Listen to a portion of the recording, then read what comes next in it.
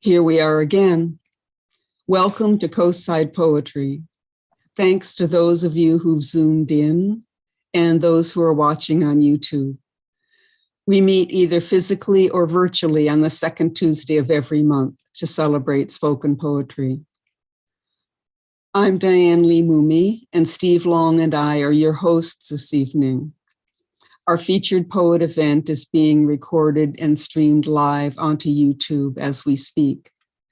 So anyone can look at it later. We'll be posting the link on our website, coastsidepoetry.org. This evening, we welcome Poet Laureate Emeritus of Sacramento, Indigo Moor. Indigo's fourth book of poetry, Everybody's Jonesin for Something, published in the spring of 2021, took second place in the University of Nebraska Press's Backwater Prize. Through the Stonecutter's Window, won Northwestern University Press's Canem Prize. His first and third books, Taproot and In the Room of Thirsts and Hungers, were both parts of Main Street Rag's Editor's Select Poetry Series. Indigo is part of the visiting faculty for Dominican's MFA program, teaching poetry and short fiction. To learn more about him and to purchase his books, please visit him at indigomoor.org. And now, please welcome Indigo Moor. Thank you, Diane. It is truly a pleasure being here. I've decided to read today. I'm in an interesting place where I figured out, at least tentatively, what I believe my next manuscript will be about. And the tentative title is Stone Weary Joy. And for a number of reasons, it is dealing with familiar, not necessarily pressures, but the difficulties that bring us joy throughout our lives, but not just personal ones, but I'm looking at historical ones as well. I want to start off reading a few poems dealing with this manuscript, and then I will go back through, because as I'm trying to piece together a manuscript, I'm looking at poems or stories that I may have written before that remind me of this particular manuscript. I was visiting a friend, or actually, yes, I'd gone to a horse ranch and found out that there was a particular place that no one was going towards because the knacker hadn't arrived yet. And the knacker, for those of you who don't know, is a person who comes along to gather dead animals. Before the knacker arrives, it's true, I may no longer look like a horse. My hooves don't scat the earth like Mingus tripping a bass, like Ron Carter pounding Caribbean beats. So what? A tail that can't chase flies away before a rainstorm is still a tail. I am the black mamba of the farm, jumping fences, being chased 5 miles down the tracks. I may only be laying on my side because I'm tired. Maybe I'm just asleep, just resting. My giant horse's heart, I promise you, I'm still a bad motherfucker. I got every right to be tired. I run this farm like a jackrabbit, sunrise to sunset, on a single ear of corn. I was the painted Hermes of the South Bay, knowing that I was the one that would name myself Achilles of the sacred cornfields of this city. I still got dreams. I got hopes and dreams. It's true, I'm in the dust. I ain't moved in a horsefly's lifetime, but it don't mean I'm dead. Maybe I'm just waiting for the right bolt of morning sunlight to lift my spirits from this dirt. So hold back that winch and the plow's shovel. See, I swear my ear just twitched.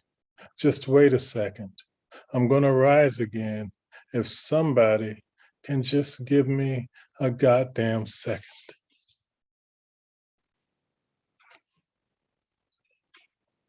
I wrote a poem when I was teaching at Old Dominion, doing a workshop that I was giving to the students.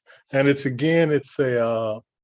another persona poem, a poem particularly written for the animal. And it's called Ode to the Praying Mantis's Daughter. Oh, how proud you must be. The temple monks tilt their heads in genuflection to your mother, who only raise curved scimitars to greetings each morning in the garden of no earthly delights. When you ask her about your father, are you surprised by her silence? The grenade of potential violence in her unlovely eyes. You and your 20 siblings ride her back like chaff on a farmer's shoe. Her triangular head, the divining isosceles for every kill. Her segmented body is a lodestone you will worship long after autumn calls her to a hush her stilted gait already mimics.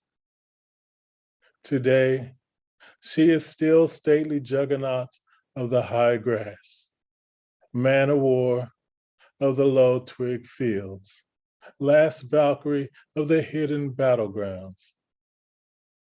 Oh, little goddess of no mercies, she teaches you to kill what you have loved. Even now, each of your brothers avert their eyes when, driven by some primal prescience, you gaze their way.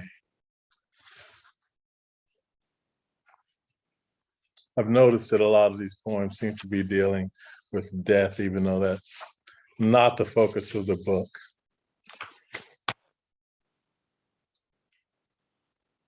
Mother fallen. We stumble, falling short of grace. Reach for your hand, then slap it away. Decades struggling for your touch towards safety, like the last holy rat from a burning meth lab, don't mean much. We curse and burn and rise to frailty again.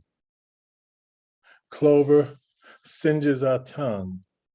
Asphalt salts our fingers.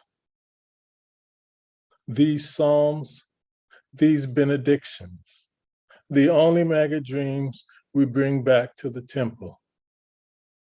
We weren't made to see you cast from heaven, your small song sewn to your chest, wings stripped like a butterfly on paper bag brilliance. But oh God, we hear you, stumbling, the last hope of a lost grouse graveyard. We flinch and leap ever upward, from tombs casting away love, from the unshod kisses of breakers, from the too much of too little, from the too little of too much. We come glistening like newborn and trying to roll back into your womb.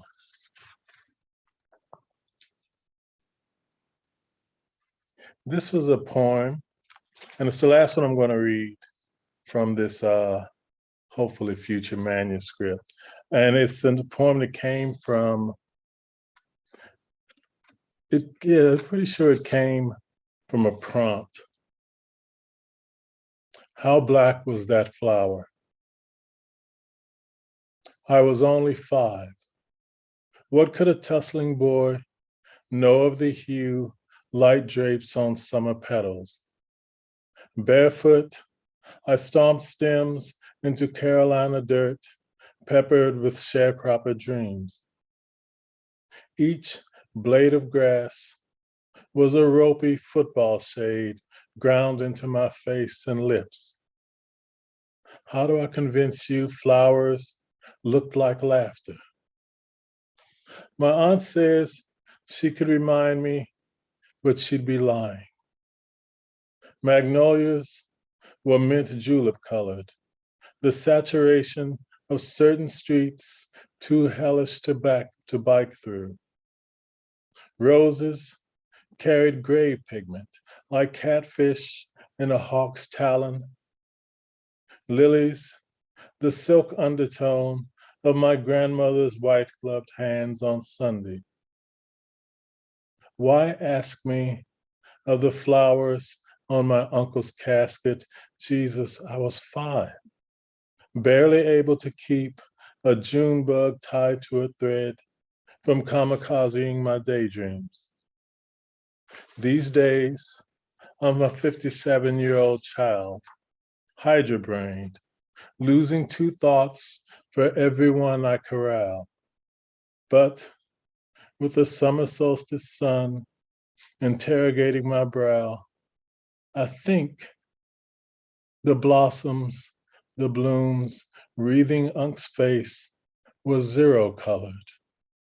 I remember them spinning like maple copter seeds, twirling down into a swimming hole too cold to climb out of.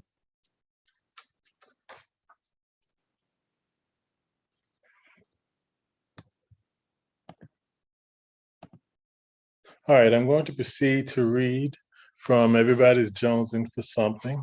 And I have a couple of selections. And again, everything is still tailored toward my understanding of the difficulties of being in familiar places, if not necessarily with the families themselves. Woods to grow out of. I've learned the word exactly, and it fits me like the hymn my body calls its church, every day school is out. I like summer for its secrets, the red clay of the South, how the word South gets a capital S and means some roads are forbidden, some neighborhoods verboten, some words forgotten, some eyes foreclosed by gun or rope. These words mean nothing and everything, exactly, similar or sense-making. There's a promise of happenings, painful, but no one talks about winter and Indian summer. Yet everyone knows, my brother says, Black means not so okay to the world.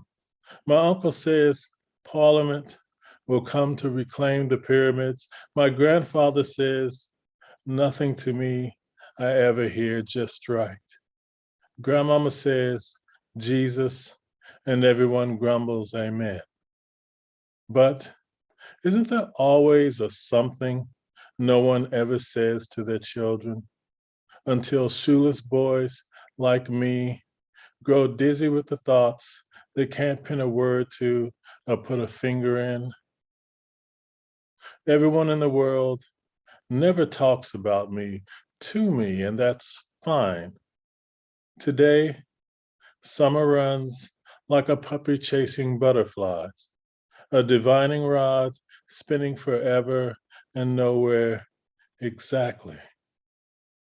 That janitor who worked 20 years in the white school got foolish, bought a home in the neighborhood and got his house, but not himself, blown up dead. I hear houses complain about the heat all the time, especially when summer swings from their clogged gutters like a grinning chimp. I have named these woods 5 box corners of fruit for the grapes, figs, apples, strawberries, blackberries, and snakeberries we don't eat. 6. Tomorrow, I'll scale the tall hill, past the creek moat, past the sunken mine shaft, and be free. Even if there are ticks with their blood bags, they stuff like Santa Claus. Even if there are black widows with hourglasses leaking the days of our lives, even if the world ends over the peak of the next hill, ends with animals carrying crazy big teeth, I'll let them bite me a little, long as they snuggle up and tell me their secrets.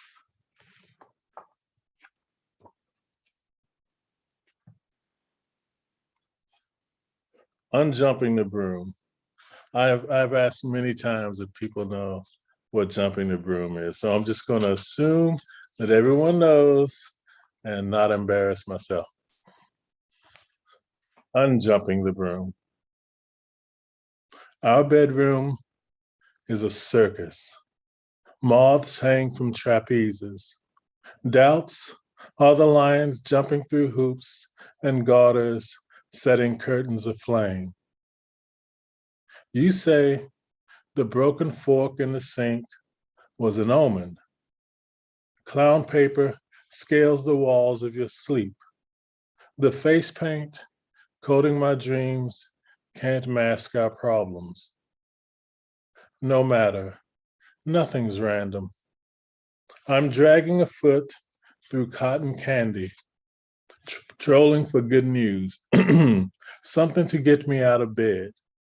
You slip on a nightgown dotted with crickets. They chirp for the moon's spotlight, traipsing through our open window on camel stilt beams. Our anemic slice of wedding cake is missing from the freezer, tossed center ring for the elephants to trample. I blame the hyena or the media, anyone except that silhouetted pissed off you holding the plastic gun with a paper bang flag aimed at my temple. I've gone deaf from its repeated silence. I know. Tomorrow night, let's drag the Canem bedside. One of us climbs in. The other dons the clown's car like a cheap suit and starts running. Let's see who gets the hell out of this marriage faster. I have to remind myself to not keep looking at the computer because the big camera is right in front of me.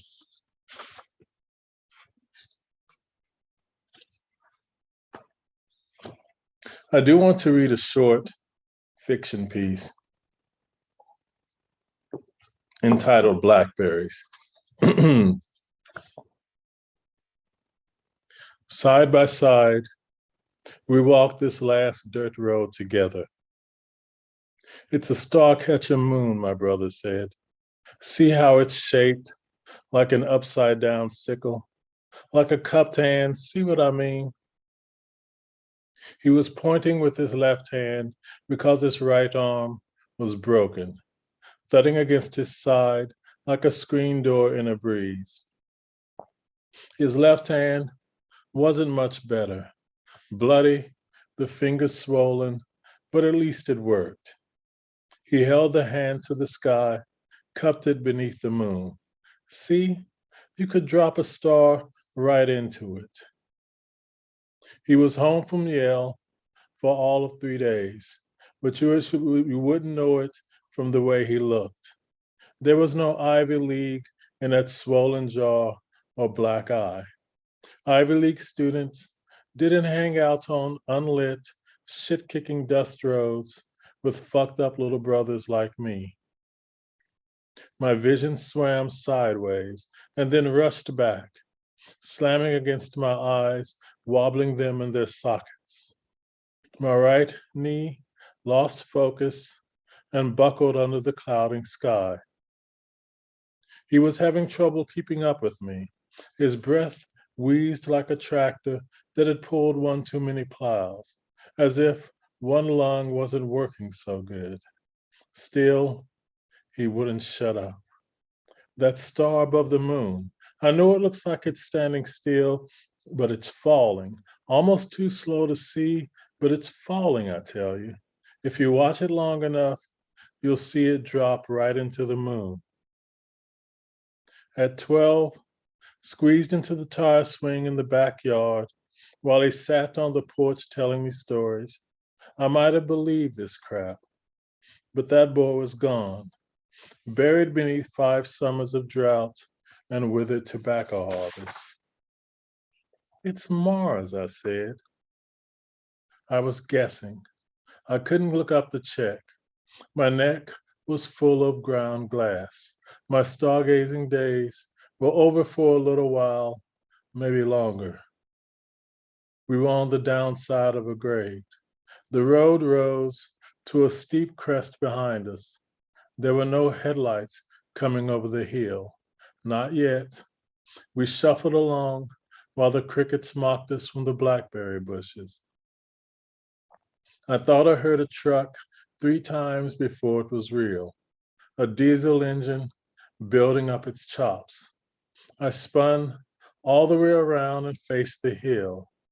I hoped my brother would keep walking, prayed he would. He turned and stood beside me.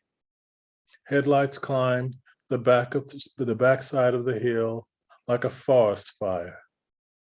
I don't need you to fight for me, I said. I know. I didn't even ask you to come back. He put his hand on my shoulder. I shrugged it off. The truck straddled the top of the hill like a rabid animal, crazed eyes tunneling through the dark. The truck paused, sighted us, then leapt into its charge. Sirens went off in my head. We moved like the brothers time and distance had made us, diving to opposite sides of the road.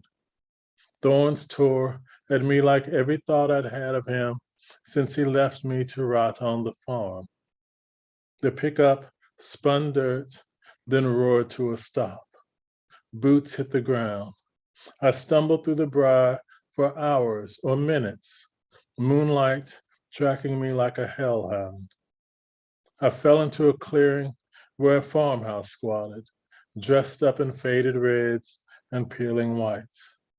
I got to my knees and took off for the safety of the welcome mat I hoped was on the porch. It was close, tantalizingly close. The breath on my neck told me I wouldn't make it.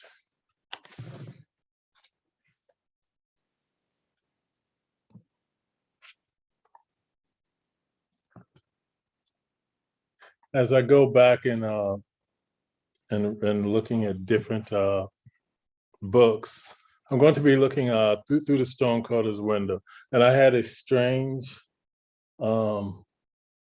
notion today that as I was looking at the names of poems in the table of contents. Oftentimes, I couldn't remember what the poem is about, and I think that's a good thing. That maybe I'm starting to not remember them, but it could be bad because I'm afraid I'll write the same poem over again. But I hope that doesn't happen.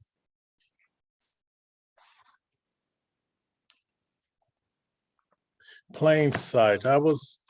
It's a poem about an interview with an artist model I had. She was posing at the Idlewild Arts Academy. And so we had dinner and I just got a chance I was attempting to write a poem about it. And I got a chance to really get into what made her want to be an artist model and what made her not want to be. Plain Sight. You sloughed off a bad marriage, youth, every stitch of clothing, until you are naked beneath the cleansing bright heat of track lighting. Legs and arms strike cubist angles while students work from light to dark. Brushes swiftly arc through your 5-minute poses. The buzzer sounds. Your hands unplant from thinning hips, stretch and gasp air, hang from an invisible trapeze. Your eye catches mine in a practiced subtle wink. Unsympathetic to your body's protest, your muscles swimming in lactate, your bone fusing to sinew. The instructor's lilting voice rolls you through agony. Can you twist more? Like this, maybe toward the sky. Yes, the arm. We must see the arm. Everything must flow to the sky. Hold. Hold. Hold. This is how you describe it. Your mind trained, surface tremors so your body won't have to. Charcoal and pastels crumble along your skin, vicariously fondle your hips and thighs. Your lips succumb to a dozen fingers' touch. Studied hands map your ribs, sweep your small taut breasts up toward the slender neck. Later, you confess, I have had lovers who knew less of me, and I have lost them that way.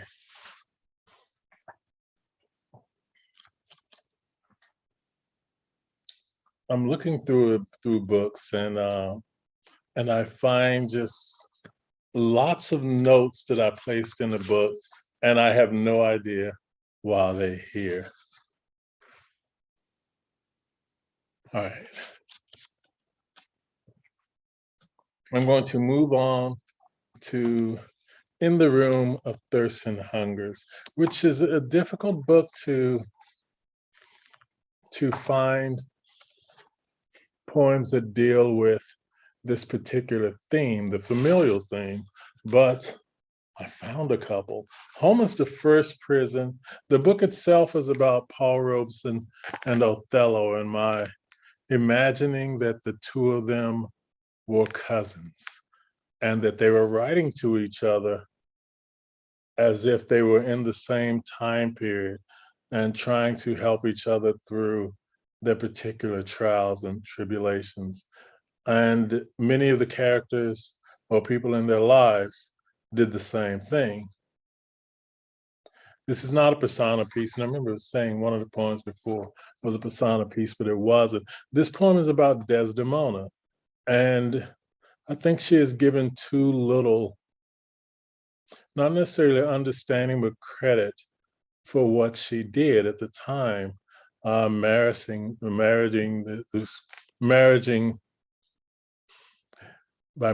this Moor. She removed herself from any sense of having anything to do with her family.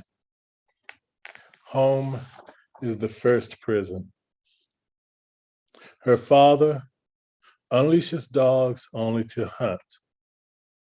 By firefly, healed at her father's left, Desdemona tracks Othello, the aged stag, cross dinner, cross war, slavery, and sweet escape. Nothing could save him from her teeth. Venetian families survive on sons' names. Her worth measured only in the ripeness of her womb. Stone to stone, she traced and retraced rooms like a bad memory, dragging a dowry promise like a gallows. Othello is a handsome man, sugared on truth and pain, sweetened on man's lust for dignity, but no victory will ever lighten his skin or change his gender. Some answers devour everything they touch, crave demolition. To escape the prison of good intentions, you have to burn the gates behind you. Desdemona took a hammer to Venetian trust, cursed bigotry and faith, mounted a Barbary horse, and leapt the castle walls. The key to her cell lay coiled, sleeping in her father's chest. She married the Moor and clawed it out.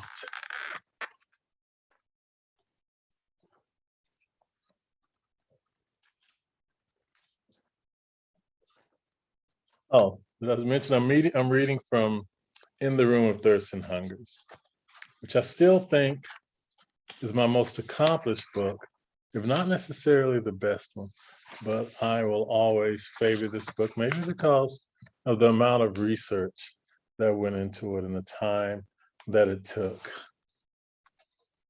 I'm going to read one more poem from this book.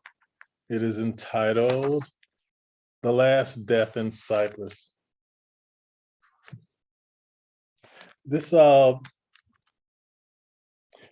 is about the death of Othello, but it's more about what happened or how it happened that he was dying. And to me, so little had changed from the moment that the play had begun. The Moor is dead, huddled in the corner like sack mail. Emilia and Desdemona carried from the room on a litter of early winter roses. A priest was called. There was an ushering of souls to heaven, a sacred rite for this wrong. But Othello, still dead, pushed to the staging area, broken wagon with a broken wheel, an empty vase that grew a crack and refused to hold its lines. Two forgettable names raise Iago to tiptoe, haul him off for an unwritten scene. All the blood in the world congeals in this bedchamber. A grim vulture, soaked in Cyprus storms, one good eye, eyes him from a branch out the window. Every buzzard in Cyprus and Venice has waited for this, Othello to fall, his meat hanging from bones, skin sagging from meat. Night breaks open. First flies from the first light come to feast on holiness, on the moor lazing about, just like all his kind. The vulture leaps branch to windowsill. A stench rises. Someone recalls the blackamoor reclined in his own shit.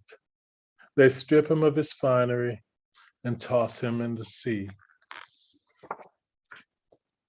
And I am going to halt there and save the last poem for later. Thank you all. Wow. Wow. Thank you. Thank you so very much, Indigo. Thank you. It's truly my pleasure. I would like to invite folks to unmute and say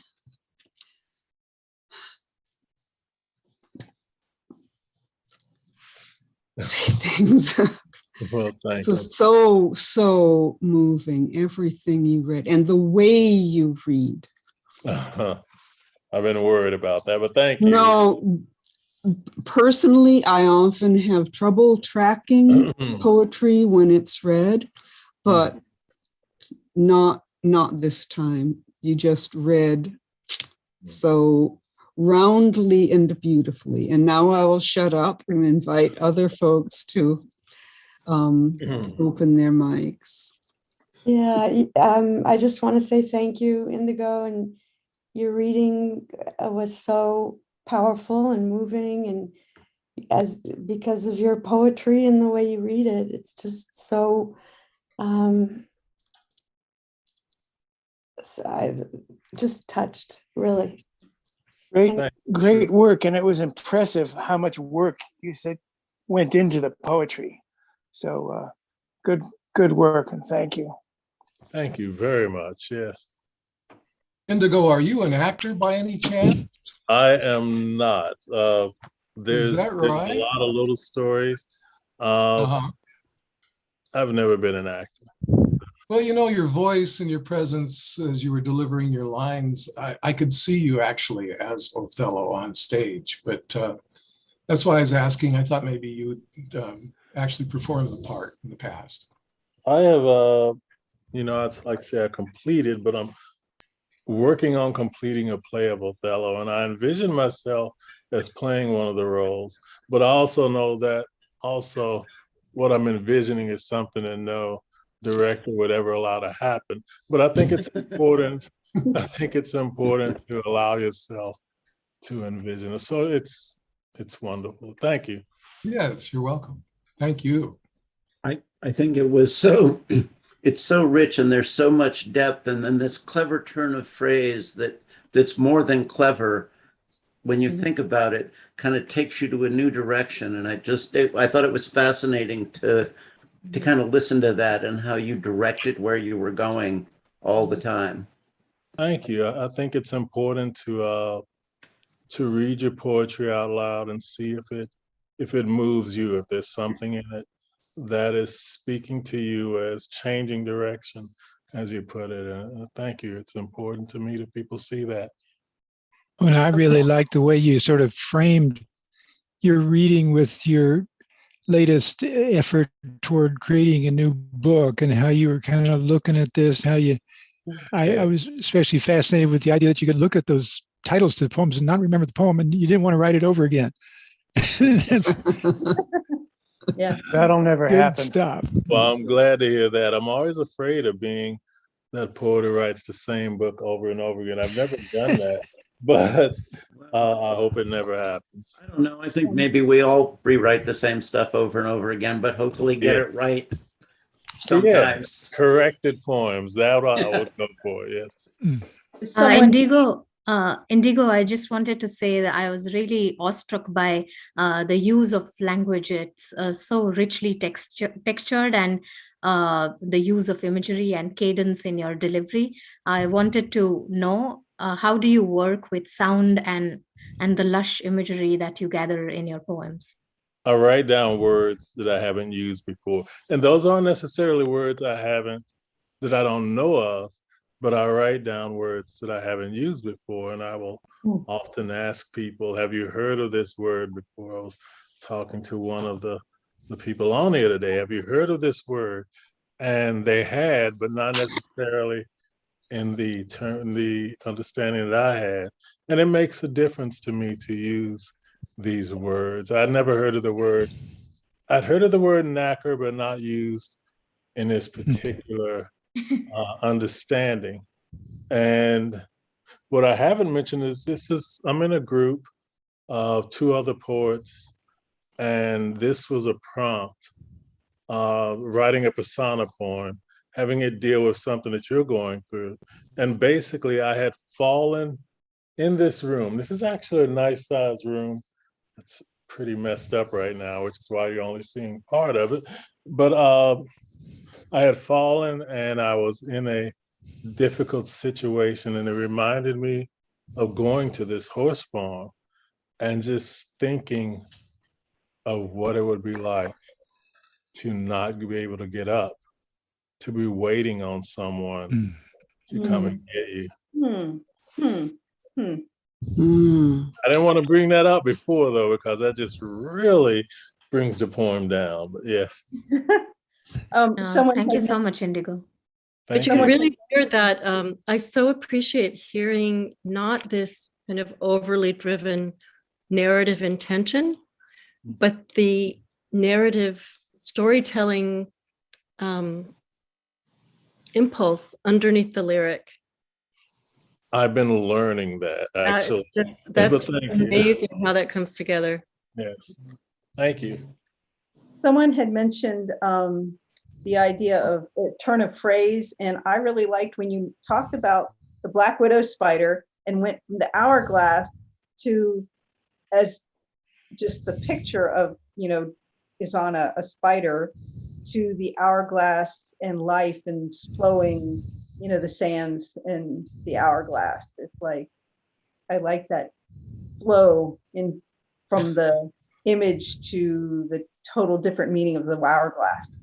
Thank you very much. Yes. That means a lot. Yeah. And maybe a slight silly reference to the days of our lives as well. It was, yes. Dance through the hourglass, yes. I remember that so clearly from being a kid, just seeing it. There was only a few channels, and hearing that all the time let me know it was time to go outside. I was very moved by the Knackerman poem, and brought to mind when my father had fallen and laid there for 12 hours before someone found him. And that emotion came back through the writing of your poem, and it really moved me. Thank you. Thank you.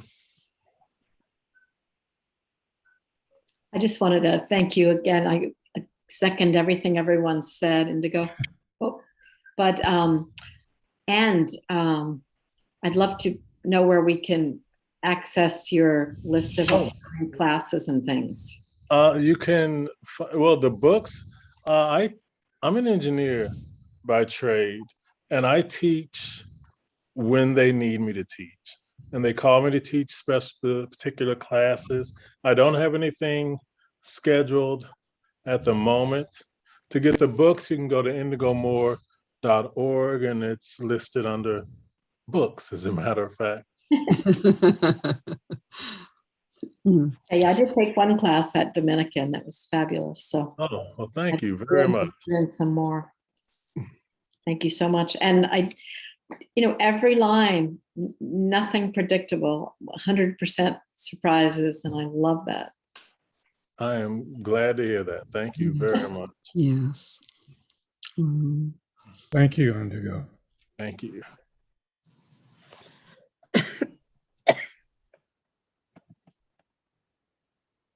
Yeah. Thanks again so much. And we'll stop recording in a moment. Those of you in the Zoom room, please stay online if you'd like to take part in the open mic. Thanks to all our YouTube listeners. Please tune in for our next regular Coastside Poetry event on Tuesday, June 14th, when we'll welcome Nevada City poet Maxima Khan.